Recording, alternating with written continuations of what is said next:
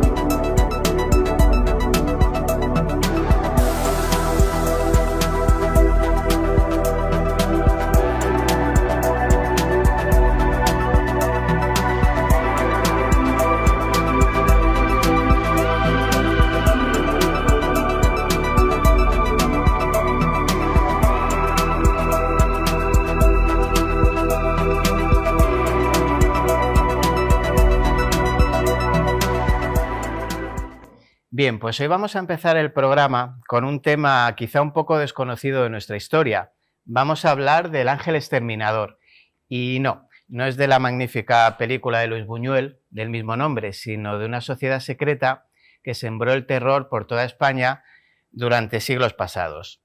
La historia nos cuenta que la ocupación principal de esta sociedad sería sobre todo, y de cualquier manera, ya fuera de forma ilegal o violenta, y entre estas incluye el asesinato, pues su misión sería devolver la Inquisición a España, destruir los restos del liberalismo, derrocar a Fernando VII, al cual tenían por demasiado progresista y afrancesado, y proclamar como rey de España a su hermano Carlos María Isidro, más católico, y con ello, pues concordar para siempre Iglesia y monarquía.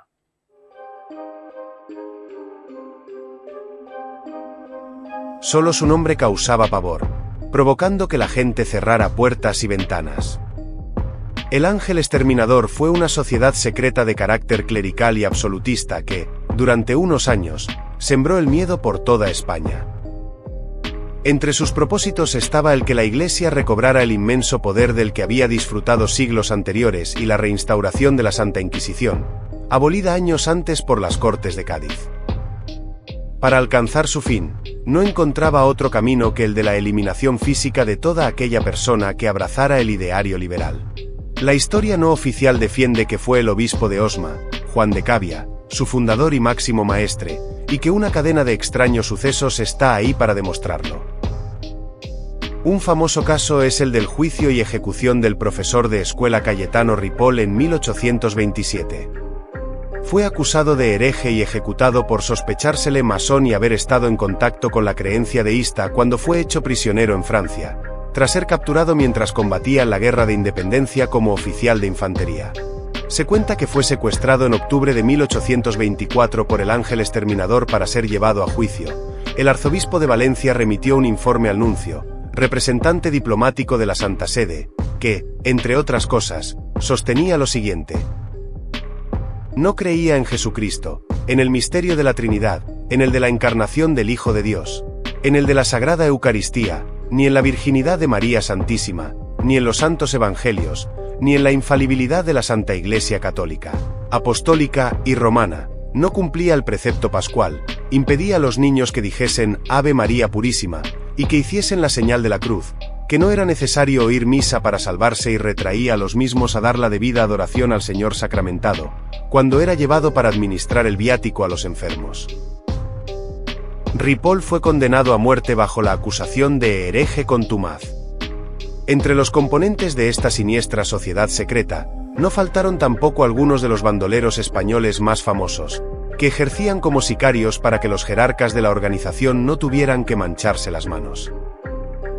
Se habla de que Francisco de Villena, mano derecha del célebre Luis Candelas, apodado Paco el Sastre o el Marquesito, sirvió a las órdenes del Ángel Exterminador, al igual que otro destacado miembro de la banda, Mariano Balseiro, Ambos fueron implicados en la muerte de cierto caballero catalán en la Fonda de los Leones.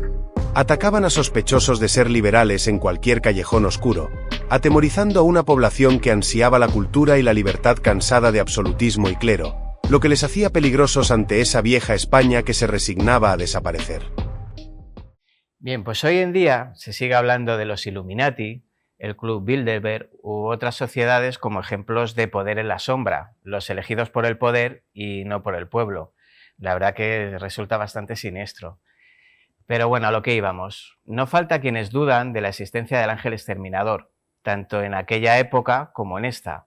Sin ir más lejos, mi admirado Benito Pérez Galdós fue uno de los primeros en hacer mención a su existencia en aquellos maravillosos episodios nacionales, diciendo que ningún historiador ha probado la existencia real del ángel exterminador. También Menéndez Pelayo, en su historia de los heterodoxos españoles, se muestra bastante escéptico. Y yo, sinceramente, me temo que también me sumo a las dudas sobre la existencia real del ángel exterminador. La verdad que por mucho que he buscado y he leído, solo he encontrado incongruencias y testimonios pues, muy poco fiables. Sin embargo, pues no es eso lo que pasa siempre. Pues lo que no quiere ser encontrado, pues se envuelve entre brumas y misterio hasta ser solo una leyenda más. Y eso es lo que le convierte en un enigma. Bien, esta semana en Enigmas de la Historia nos acompaña Gemma María Verdulillo. Ella es escritora y bueno, ya la tenemos aquí. Bienvenida, Gemma. Hola, buenas tardes. Gracias por haberme invitado. Un placer tenerte aquí con nosotros. Ella es la escritora de Lili, de este libro con esta portada tan fantástica que tenemos aquí. Y si te parece, antes de empezar con el libro, vamos a empezar a hablar un poquito de ti. Y quiero que me cuentes un poquito de dónde te viene a ti esta vena de escribir. Porque he sabido que también habías pintado, o sea que Sí. la vena artística la tienes dentro. Cuéntame un poquito de dónde te viene. Pues yo siempre he dibujado y con la esclerosis múltiple empecé a no ver bien, a no manejar bien la mano y dije, pues en vez de dibujarlo lo voy a escribir y como me han gustado siempre las historias de misterio y de terror, pues empecé a escribirlo y mira, y me han salido libros al final. Pero muy bien, ¿no? Joder, pero al final, ¿te es complicado escribir o te sale muy natural? No, me sale muy natural. Lo voy improvisando sobre la marcha, me salen personajes nuevos. Luego a lo mejor digo, ostras, que este era malo. Ahí sospechaba yo algo de que no me caía bien por algo. Qué divertido. Oye, y te quería preguntar, ¿de dónde te vienen estas influencias a ti? ¿Qué cosas te ha gustado siempre leer? ¿O ver series, televisión, películas? Sí, películas de terror. Y la literatura, pues Stephen King y derivados de este. que hay un montón. Sí. ¿Y siempre desde pequeñita te ha gustado Sí, el desde misterio y el siempre. miedo? Desde siempre. Digo, yo creo que nací así ya.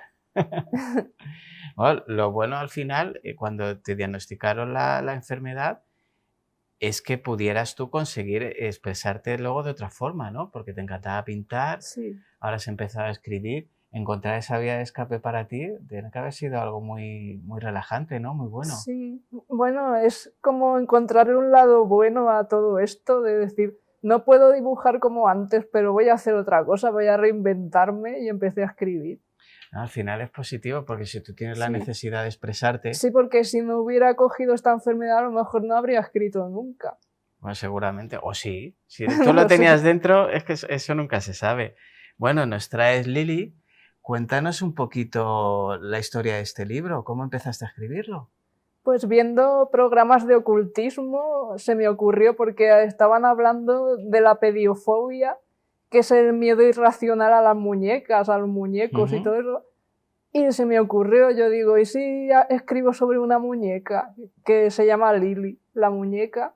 Y es una muñeca que está como poseída, pero no es la típica historia de como el muñeco diabólico y todo eso, lo he querido hacer de otra manera. Y bueno, y la protagonista, o sea, ella se hace amigos y eso en la universidad y juegan a la Ouija una vez. Y por la Ouija le contacta a la muñeca y no se lo explica el por qué. Y ahí ya empieza la trama de decir qué pasa, por qué empieza a tener pesadillas con la muñeca, empieza a pasarle cosas raras. Y bueno, y luego ya pues hay que leerlo para saber ya cómo transcurre todo. Pues tiene muy buena pinta, suena muy interesante. La verdad que sí. ¿Y a qué tiene miedo Gema? ¿Qué te da miedo a ti de todo A este tipo mí, de temas? pues no lo sé. Más que nada me daban miedo cosas relacionadas con la muerte y todo eso, y al escribir estas cosas a veces me sirve de terapia. Sí, ¿verdad? Sí, Sí, le he hablado además con mucha gente que escribe sobre misterio o sobre terror, que es una forma de quitarte tus propios miedos también. sí. O escribes, dices, ostras, esto me da miedo, lo voy a escribir, lo voy a usar. O tienes una pesadilla que lo pasas muy mal y dices, mira, me he quedado con la pesadilla, la voy a escribir también. ¿Y es lo primero que escribes o ya habías escrito algo más? No, he escrito ya más libros. Cuéntame un poquito. ¿Van todos al final tratas terror y misterio en todos Sí, o...? ¿Y qué, algunos más misterio, otros más terror. Este es más de terror, el de Lily. Luego hay alguno que a lo mejor es más suspense, no llega a ser terror del todo. ¿Y qué tipo de terror te gusta más a la hora de escribir? Bueno, el terror puro este de decir, voy a poner algo que dé mucho miedo. Lo sobrenatural. Sí, a buscar algo que asuste. Para mí es divertido porque es que me asusto yo sola. Estoy escribiendo, entra alguien y a lo mejor me Te sobresalta. sobresalta. A mí me pasa muchas veces, porque yo soy súper fan de este tipo de literatura, y lo que más miedo me da siempre es lo que no puedes controlar. El tema de Pues sí, espíritus, todo ese tipo, es como, claro. es lo que más me da reparo, y eso que tampoco creo excesivamente en ellos, pero bueno, por si acaso como que me da mucho miedo. ¿Y qué tienes en mente ahora? ¿Estás escribiendo algo ahora? Sí, estoy terminando un libro que la protagonista es psiquiatra, trabaja en un psiquiátrico. Pues tiene muy buen rollo. Bueno, pues quiero que me cuentes un poquito, hemos hablado de Stephen King, y referencias en cine y tele, ¿qué es lo que más consumías tú? ¿Qué es lo que más te motivaba a ti? Pues las películas de terror, que tengo un montón de películas. ¿De qué años te gustan más? Uy, ¿Más antiguas, más modernas? pues es que depende, porque las antiguas me gustan más, pero a lo mejor sacan alguna moderna que digo, uy, pues esta no está mal, me quedo con esta que me gusta. El rollo, por ejemplo, las de Pesadilla en Elm Street Sí, y esa todo me eso, encanta también. ¿te las consumiste todas, Sí, todas? sí, todas. Y las que no he visto las busco para verlas. Bueno, luego, además es que en la época de los 80 ese cine molaba muchísimo, Sí, el cine de terror. estaba muy bien hecho. No, es que había unos autores maravillosos. Bueno, yo la verdad que quiero que sigas escribiendo. He estado hojeando el libro y me gusta mucho el estilo, cómo lo haces, me gusta mucho el rollo que le das. Así tengo muchísimas ganas de leérmelo entero. No tengo tiempo para leerme tantos libros, es una pena, voy a tener que dejar de trabajar. Voy a tener que dejar de trabajar y que me paguen solo por leer. Y tengo muchísimas ganas y yo te invito a que sigas escribiendo porque lo haces súper bien. Gracias. La verdad, y es muy visual, es muy gráfico lo que haces. La verdad que imagino que a lo mejor tiene que ver con lo de que pintaras. Esa forma de expresar con las letras lo que expresabas Sí. pintando. Y bueno, de pequeña inventaba muchas historias de terror y a veces me daba miedo a mí misma y tenía que dejar el juego y digo, no, que me ha dado miedo. O sea que ya llevaba en la sangre lo de inventarme cosas, inventarme historias. ¿Y hay algún libro que te haya marcado más que otro? ¿Una historia que te haya marcado más que otra? De las que he escrito yo, De las que has escrito, sí. yo creo que uno que escribí que se llama Los robles sombríos. Ese estaba en mucha tensión escribiéndolo. Cuéntame un poquito. Pues es un tanatorio en el que pasan cosas raras relacionadas con espíritus y todo eso, pero luego también está la parte real que sale un asesino en serie que va matando chicas y eso. Madre mía, qué historia.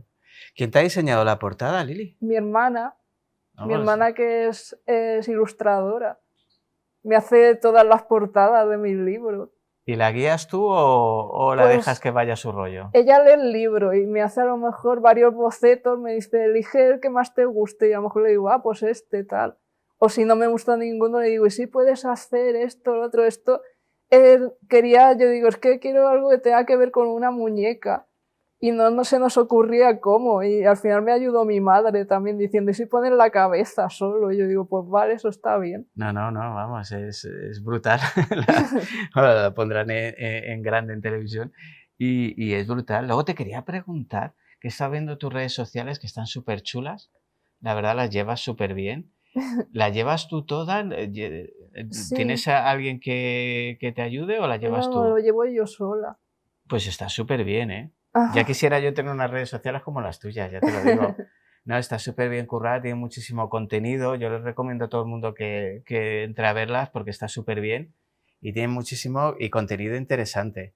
La verdad es que me ha encantado. Bueno, Gemma, no sé si me quieres contar algo más aparte de lo que estás escribiendo, si tienes algún otro tipo de proyecto artístico o alguna cosita más. Bueno, que no tenga que ver con la escritura, no. Bueno, de momento no es poco. No es poco, porque te lleva tiempo. ¿Qué tardas tú más o menos en escribir? ¿Eres muy prolífica? Sí, tardo meses en escribir un libro. Porque más o menos tiene, ¿cuántas páginas tiene? Pues yo eso siempre lo miro, porque las editoriales, ya sabes, no sé cuántas páginas, y siempre lo miro, son 200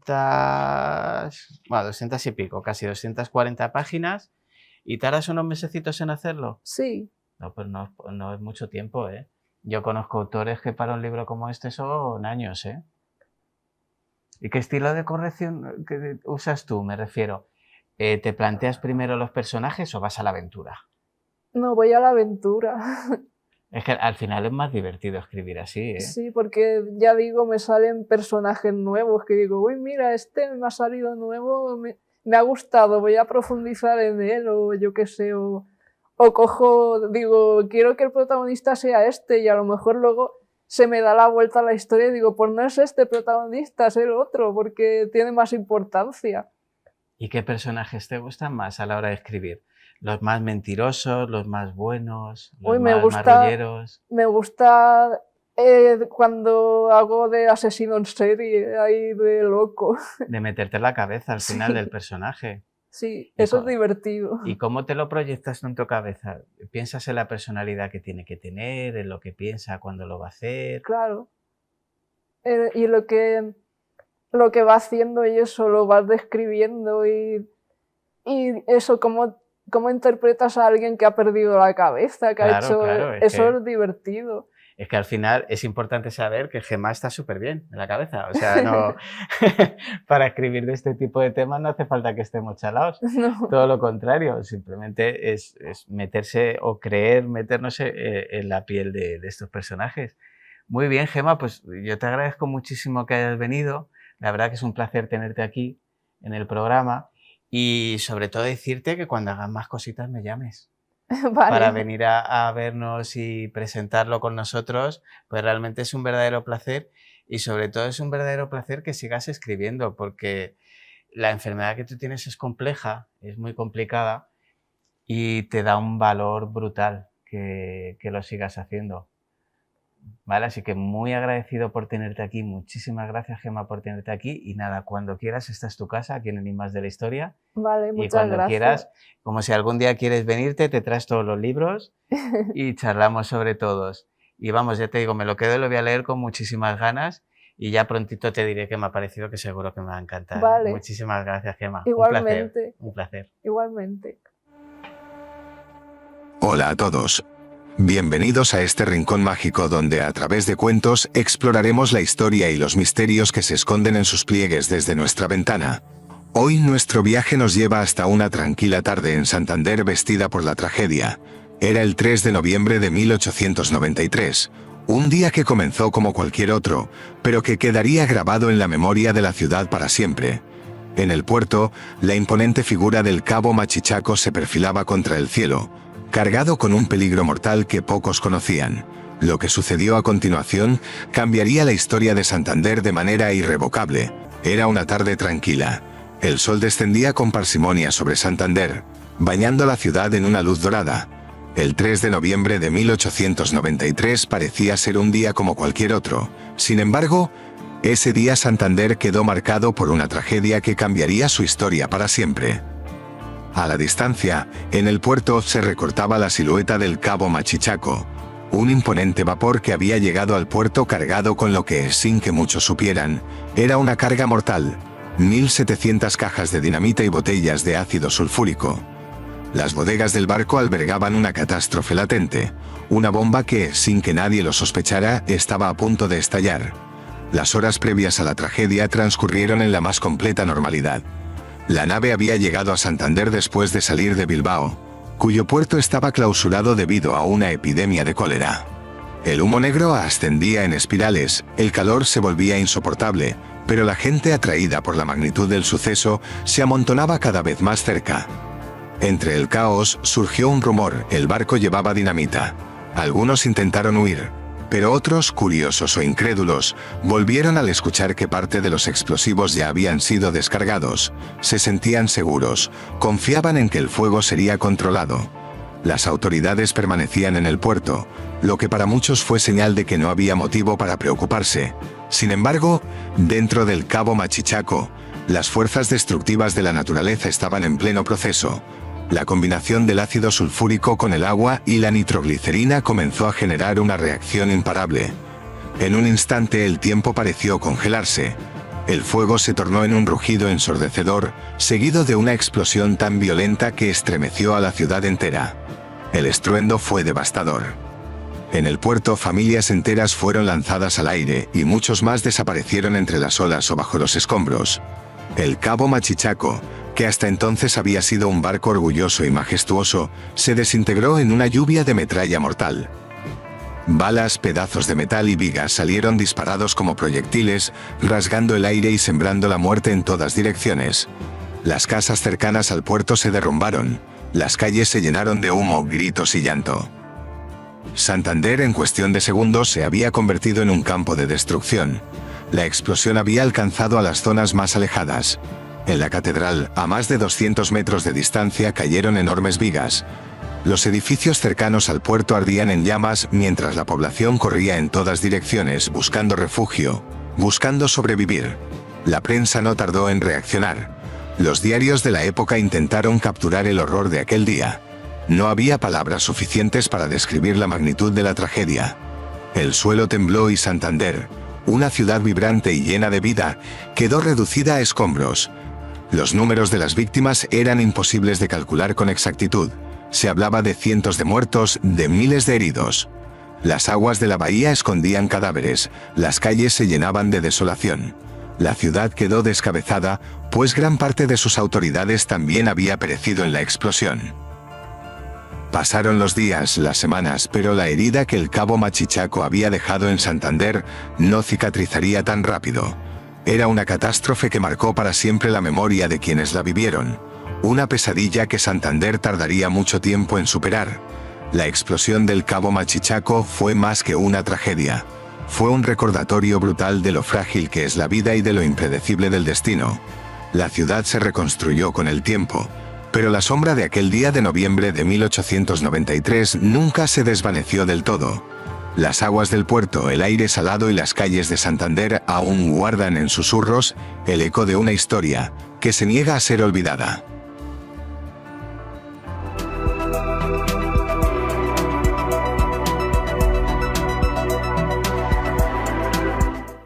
Bien, vamos a ir terminando el programa con la sección de nuestra compañera Miriam Bell.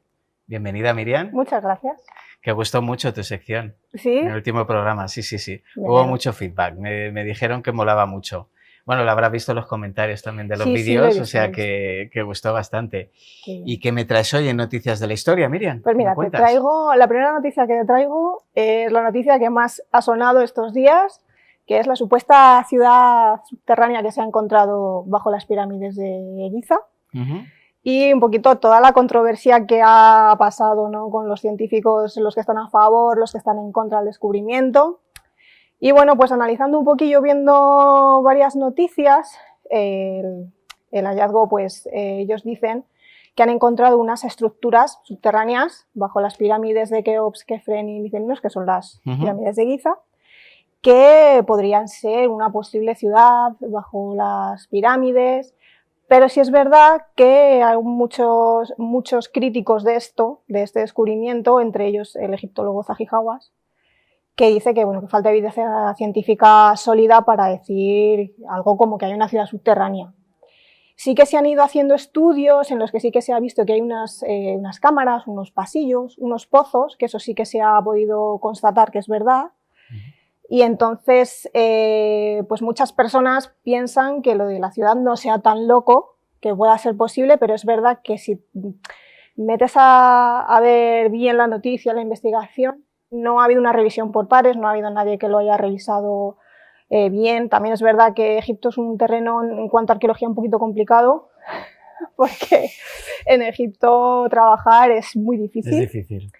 Y es más difícil todavía para expertos europeos. Claro. ¿No? Es como que cuesta un poquito todavía. Entonces sí es verdad que hay mucha gente que critica la postura de Hawass, ¿no? Porque siempre pone, ¿no?, un poquito de trabas a este tipo de cosas. Pero sí es verdad que los que no estamos metidos en el mundo de la egiptología ni de la guerra de Hawass y demás, sí que vemos que faltan unas pocas evidencias sólidas para decir que hay una ciudad subterránea. Es que es un tema, Egipto y las pirámides siempre es un tema sensible. Sí. Sensible desde la datación, porque yo he escuchado dataciones de todo tipo, más respetables y menos respetables, por supuesto, pero claro, esto al final, si hay una ciudad realmente subterránea, o a lo mejor solo son vestigios de zonas que utilizaban mientras construían, vete tú a saber lo que puede ser eso, sí puede modificar bastante la historia que conocemos hasta ahora. Claro, a ver, ya las pirámides en sí, ellas, Sí. son una obra arquitectónica Brutal. espectacular, que todos lo sabemos y lo ponemos en valor, pero es verdad que si es cierto que hubiera un conjunto, ¿no?, más grande debajo de las pirámides, pues hace pensar hasta qué punto, ¿no?, llegaron de avance los egipcios con las construcciones, ¿no? Sí es verdad que ha habido otras pirámides donde sí se han encontrado esos conductos, esas estructuras no tan grandes, y claro, eso hace pensar a muchas personas que sí que puede ser posible ese hallazgo. Pero digamos que las herramientas que han utilizado, los radares que han utilizado, o los que por lo menos todavía sabemos que han utilizado, habría que ver el estudio completo bien, son radares que no penetran tanto en el suelo. Claro, entonces, no son tan profundos. Estamos hablando que esta gente dice que es una profundidad muy, muy grande, ¿no? Unos 600, creo, más o menos, por ahí de 640 metros, es mucho. Y al final también hablamos que es un tema de dinero, a ver quién pone dinero para investigar eso. Y ahí está el debate. Si es cierto que hay algo ahí, que aunque sí que sabemos que hay pasillos y estructuras subterráneas, ¿no? Si es verdad que hay algo más, ahí está el debate real, o el que yo creo que debería ser el real, ¿se excava o se conserva? O se conserva. Ahí está también el debate, porque las pirámides son muy sensibles, no se pueden excavar. Conseguir los permisos tiene que ser muy difícil. De hecho, la conservación que tienen tampoco es fantástica, ¿no? No, la verdad es que las pirámides no son lo que eran, y aún así son espectaculares. Sí. Entonces, ya de por sí, es que el suelo egipcio es complicado. Una zona muy complicada. Es complicado. Voy a abusar un poquito de ti. Sí. Nosotros en uno de los programas que hicimos la presentación de las pirámides y tal, pero por si alguien no lo ha visto, no lo recuerde, las pirámides no han sido siempre así.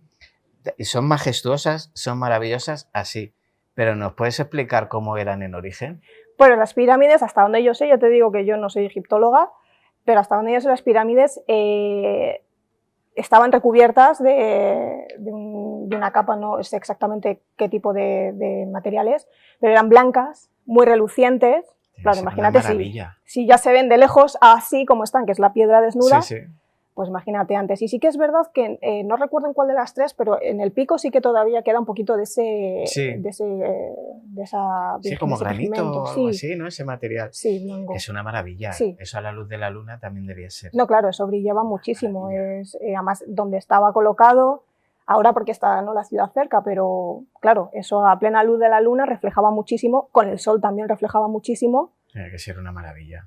Eso que has dicho de la ciudad cerca, es verdad que le sorprende a mucha gente cuando va a verlo, porque se piensan que como van a ser horas de desierto y horas si llegas a un oasis con las pirámides y tal, no, es que está la ciudad ahí. Sí. De hecho hay muchas fotos que son divertidas, que ves vas en coche, ¿no? Pues una carretera normal, Sí. como Madrid, y ves las pirámides. Y ves las pirámides cerquita, ahí. y es increíble.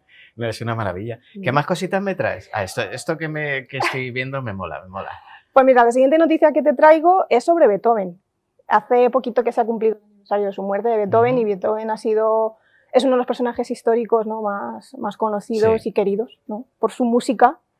Y una cosa curiosa con Beethoven es hasta dónde llega la genética, los estudios genéticos para ayudarnos a comprender algunas cosas. Beethoven, todo el mundo sabe, bueno, todo el mundo tiene en su imaginario que Beethoven era sordo, ¿no? Y hay muchas personas, en las que me incluyo hasta que conocí bien el personaje, que pensábamos cómo ha compuesto semejantes piezas si era sordo, ¿no?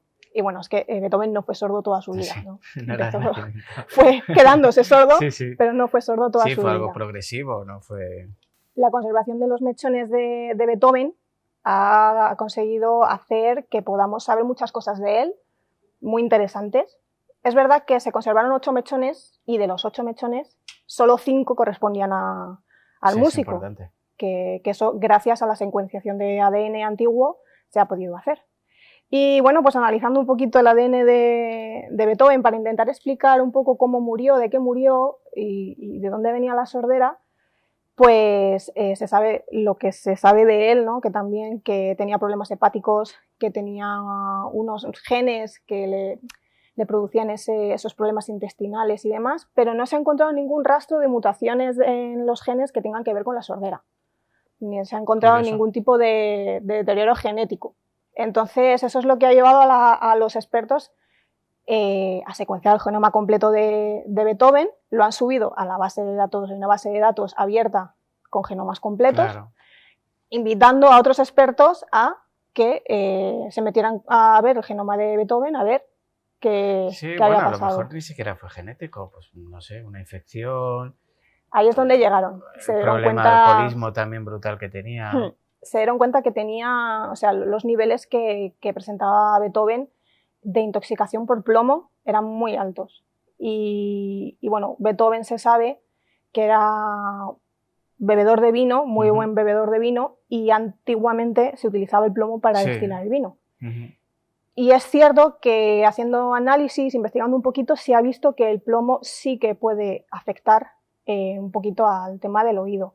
Entonces se sabe, gracias a este hallazgo, que Beethoven se fue quedando sordo por problemas externos, no genéticos. No genéticos. Bueno, entonces va a ser más complicado. Bueno, sus descendientes pueden estar más tranquilos. Sí, es averiguar un poquito más de él. Para eso está la paleogenética, para coger personajes históricos y saber un poquito más de ellos. A mí me parece eso maravilloso. Sí. O sea, me parece una cosa... Porque realmente, ¿cómo los puedes conocer bien? Porque los testimonios, al final, de cada época, pues pueden ser interesados o no. Sí. Normalmente nos encontramos muchas veces, los que nos dedicamos también a la historia, que los textos, aunque tú intentes ser objetivo, eres hijo de tu tiempo y a veces sin querer eres subjetivo. Si me pusiese a hablar de Beethoven, pues seguramente no comentaría nada de las cosas malas, seguramente, bueno, malas entre comillas, cada ser humano es... Claro. Mira, ahora que hablas de lo del ADN, me he acordado que estaba viendo esta semana el estudio de Santa Teresa de Jesús, no sé si lo has visto. No lo he visto. Pues estuvimos en la iglesia que mostraron la urna, iba a decir féretro, pero es una urna donde estaban los restos, porque la han estado restaurando. Es una maravilla, o sea, es una preciosidad. Yo os recomiendo a todo el mundo que la busque. Y bueno, los restos de Santa Teresa se quedaron no recuerdo ahora mismo el pueblo en el que murió, pero bueno, se quedaron allí. Y la han estado haciendo, pues eso, un estudio genético, reconstruyendo el rostro. Todavía está un poco en pañales, pero a mí me impresionó mostrar los primeros bocetos de lo que puede ser el rostro de Santa Teresa. O sea, me parecía una maravilla. Entonces, todos esos estudios que hacemos ahora, pues, para nosotros, los que nos encanta la historia, es algo maravilloso. Sí. Pues si no has tenido posibilidad, búscatelo y lo miras, porque además que es un personaje bastante cañero en nuestra historia, bastante interesante, y búscatelo y míralo. Sobre todo la urna, a mí me pareció... Pues la urna tiene, no sé si eran 300 años, una maravilla. Madre mía. pues una maravilla. O sea, ya no me meto en cómo está el cuerpo, si está corrupto o no está corrupto. Al final, las creencias de cada uno son las creencias de cada uno y los cuerpos pues, de cada uno también son de cada uno. Pero el resto me parece una preciosidad. ¿Qué más me traías? Ah, sí. Pues te traigo uno un poquito... Esto es cañero. Un poquito cañero. Además la noticia es muy impactante, es muy el título. Es muy de clic. De que han encontrado una vampira en una exhumación, en una excavación en Polonia. Y claro, yo tuve que pinchar, dije, ¿cómo puede ser? Claro. Porque arqueólogos encuentran una vampira. Digo, claro. ¿cómo? Y pinché la noticia, la leí y bueno, pues parece ser que en Polonia, en un pueblecito que se llama Pien, no sé si lo he pronunciado bien, se encontraron unos restos de un esqueleto que tenía una hoz, una guadaña en el cuello y un candado en el pie. Y claro, ya el hallazgo en sí es increíble, ya verlo así. Y bueno, pues es cierto que, bueno, investigando un poquito las creencias eslavas de la zona, la gente de esa época, siglo XVII, XVIII, digamos que hubo como una especie de epidemia de miedo hacia los vampiros, hacia la gente, o sea, que la gente regresara del mundo de los muertos. Sí. Y hacían este tipo de prácticas, pero no solo ahí, habían más sitios, había en Bulgaria también, en Hungría también se han encontrado. Tampoco era una ceremonia habitual. No era habitual, claro, y de hecho todo el resto del enterramiento sí corresponde a, digamos, un ritual cristiano que podamos, que sea más lógico, pero esos dos elementos fueron los que más destacaron. Ya haciéndole el análisis forense a los restos, vieron que era una mujer de unos 25 o 30 años más o menos, y bueno, que era curioso que tenía los caninos un poquito pronunciados. Como probablemente muriera en alguna circunstancia extraña, o sea, ella no tiene ningún rasgo de violencia. Ni de muerte. No, por lo menos no la quemaron, ni la golpearon, ni cosas de esas tan extrañas. Esa práctica que es muy medieval, pues aquí vemos que cambia un poquito y le dejan pues, la hoz, ¿no? Con la idea de que si se levantara, pues su vida de no muerta acaba en el momento. Y el candado porque también tiene como un símbolo de protección contra los malos espíritus y demás en esas culturas. Y seguramente se fuera una mujer que muriera de algún tipo de epidemia, algún tipo de enfermedad, y probablemente fuera una de las que expandió esa enfermedad y bueno, pues eso lo relacionó a la gente con pero es brutal la escena, yo me imagino encontrar esos restos con la hoz sobre el cuello, la cadena en el pie. Sí. Y ya cuando vieras los dientes, ya te tenía que explotar la cabeza. Se llaman los enterramientos apotropaicos, que pues es eso, lo que quieren es alejar, ¿no? las desgracias, los malos espíritus, las malas energías y todas estas cosas. Y te encuentras cada cosa, hay gente, o sea, hemos visto enterramientos de gente que se les quitaba los dientes o se les decapitaba, gente con una estaca clavada en el corazón. Eso o sea, fortísimo, que es habitual, o sea, bueno, habitual no, pero que sí que se puede encontrar. Pero que tampoco es muy extravagante. No es raro encontrarlo, lo que pasa es que yo me imagino que las personas que lo encontraran, yo como arqueóloga, bueno, ya encontrar un resto humano es increíble, encontrártelo así es otro nivel. Claro, entonces imagino que estarán investigando por aquella zona a ver si ocurrió algún episodio extraño. Sí, seguramente que tenga algún tipo de relación con epidemias como tuberculosis o enfermedades así de estas que hacen que tú adquieras un aspecto físico muy vampiresco de lo que nosotros entendemos ahora, la piel muy pálida, amarillita, ¿no? Sangrados y demás. Entonces puede ser que eso también hiciera que quisieran que esta mujer no regresara del mundo de los al final a nosotros nos parece una locura, pero claro, en la mentalidad de ese tiempo, pues una persona así cantaba un montón. O sea, no era... y es una... Claro, nosotros ahora lo vemos muy fantasía, ¿no? Nos parece una brutalidad. Pero todo en eso, aquella época no era tan raro, la gente tenía miedo real a los vampiros, a los no muertos, les tenía miedo real. Madre mía. Bueno, espero no hacer nunca un descubrimiento así. Yo sí, porque me parece espectacular. Bueno, pero algo más amable. Aunque luego dices, ostras, esto mola, esto hay que investigarlo, porque al final si encuentras Pues yo qué sé, vas a un campo donde hubo una batalla, sabes lo que te vas a encontrar, Sí. pero encontrarte una sorpresa de estas tiene que ser brutal, Es ¿eh? increíble, sí. Tiene que ser la leche eso. Pues nada, si te encuentras alguna vez me llamas, que tiro para allá, Sí, tiro sí. para allá para verlo. ¿Qué más cositas me traes? Pues mira, la última noticia que te traigo era para hablar de la Dama de Marfil, que se encontró en Valencina, en Sevilla. Y bueno, va un poquito relacionado también con otra noticia que salió hace nada y que la gente está ahora en auge, estamos luchando un poco. Y es que, bueno, Valencina, ¿no?, de la Concepción y Castilleja de Guzmán son, bueno, pueblecitos, ¿no?, que pertenecen a un territorio arqueológico muy importante.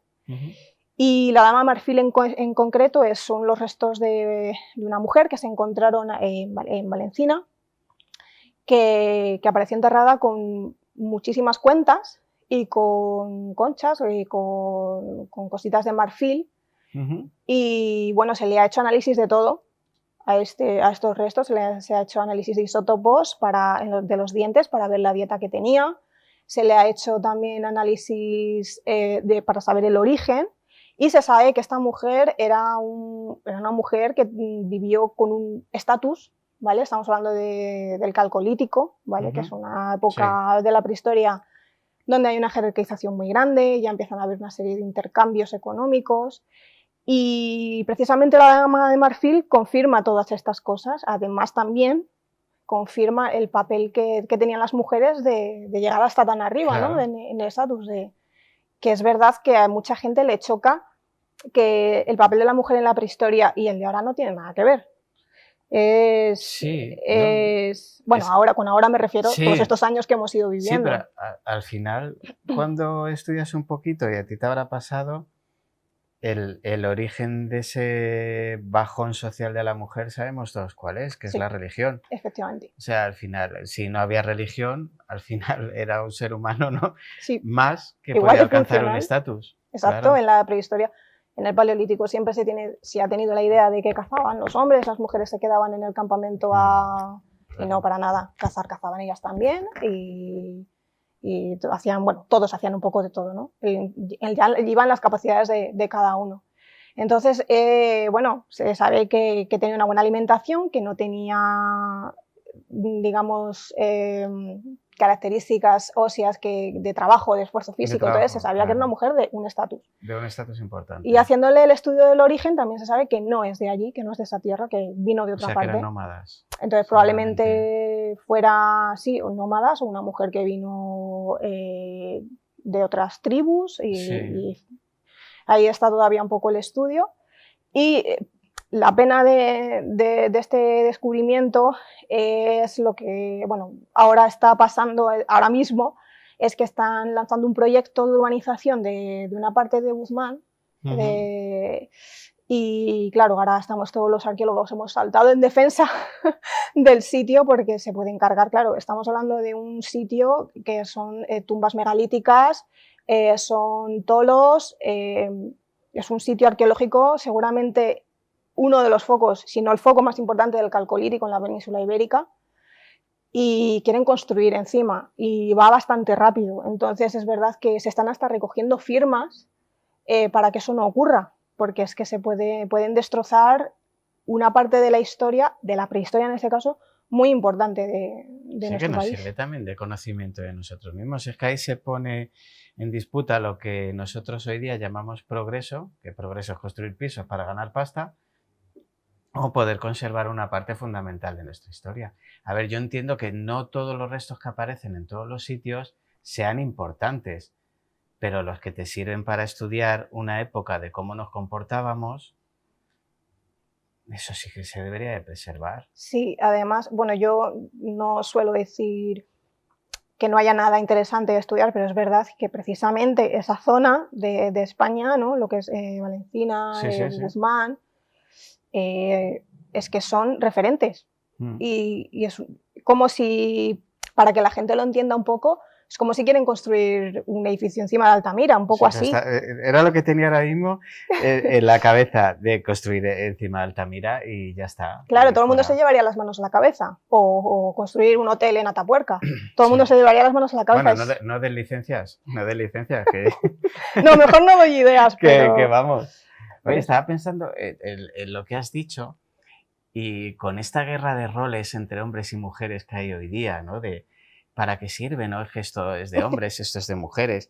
Y yo siempre he dicho que eso viene de nuestra educación, no viene de nuestra naturaleza. Y al final, ver que en una época en donde no había tantos prejuicios, todo se movía por tu capacidad física o intelectual, me parece maravilloso.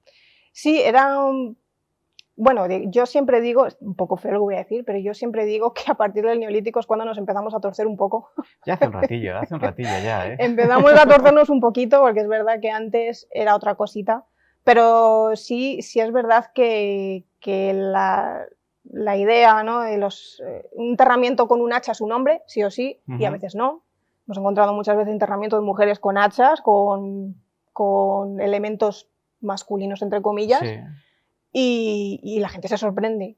Los que nos dedicamos a esto no nos sorprendemos porque sabemos que es normal, pero claro, es que eso no deja de ser también parte de donde hemos nacido nosotros. Claro. Entonces vemos, no entendemos las cosas sin el binomio, ¿no? De No, hombre-mujer, malo-bueno. Sí, no se entiende. Además, que el pensamiento global de la gente es ese que tú decías, que en esa época el hombre cazaba y la mujer se quedaba en la cueva cuidando la prole, o si no había prole allí, resguardándose del frío, y no era así. No. O, por ejemplo, los intercambios o las hibridaciones, por ejemplo, en el caso de neandertales y sapiens.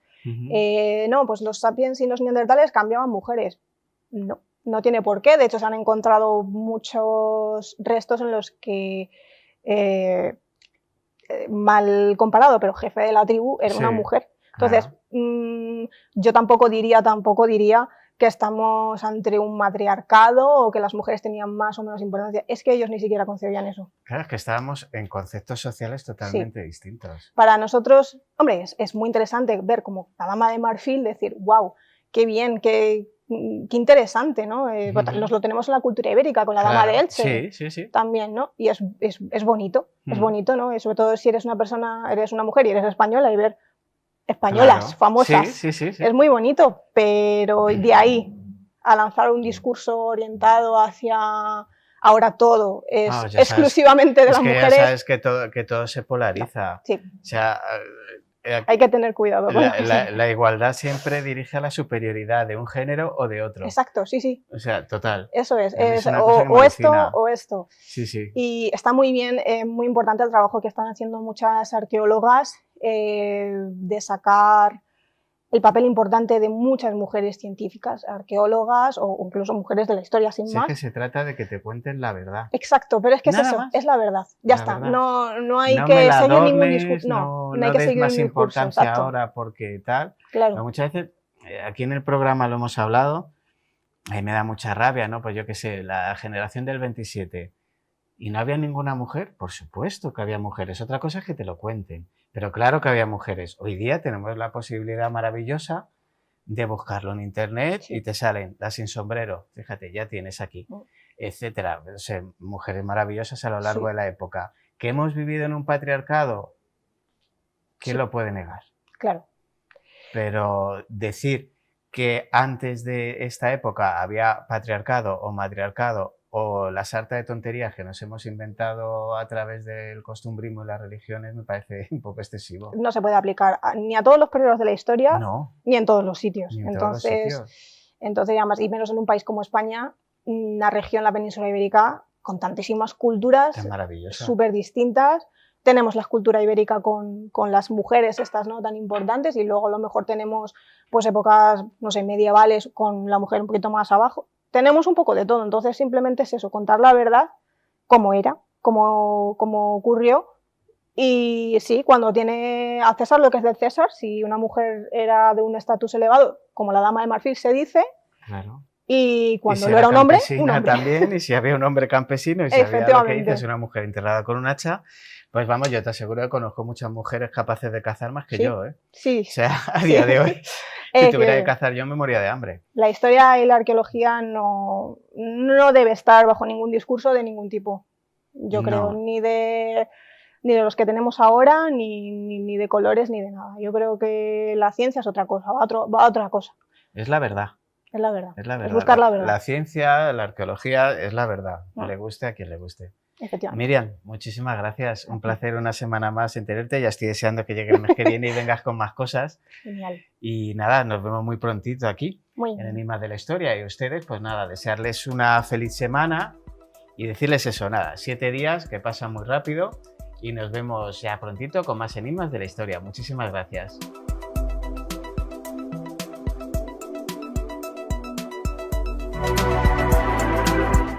Bueno, voy a interrumpir Enigmas de la Historia, mi programa, porque nos han dejado aquí esta variedad de quesos fantástica de Señorío de Monesterio en Badajoz. Son quesos de autor, quesos artesanos, son todos de cabra y tienen una variedad fantástica. Este, por ejemplo, es con pimentón dulce, hay uno con jamón ibérico, lo tenéis también con vino dulce, una maravilla, todos quesos pasteurizados, ¿vale? Ahora que hay mucho problema con los quesos artesanos y no son pasteurizados, este es pasteurizado. Y encima cuidan el medio ambiente. Y como veis, las cortezas son naturales, no llevan nada de parafina ni nada por el estilo, con lo cual son muchísimo más saludables. Así que yo os recomiendo cualquiera de la variedad que tenemos aquí. De hecho, he interrumpido el programa y lo voy a seguir interrumpiendo porque me voy a poner a probarlos todos. Ya les digo, Señorío de Monesterio, quesos de autor de Badajoz.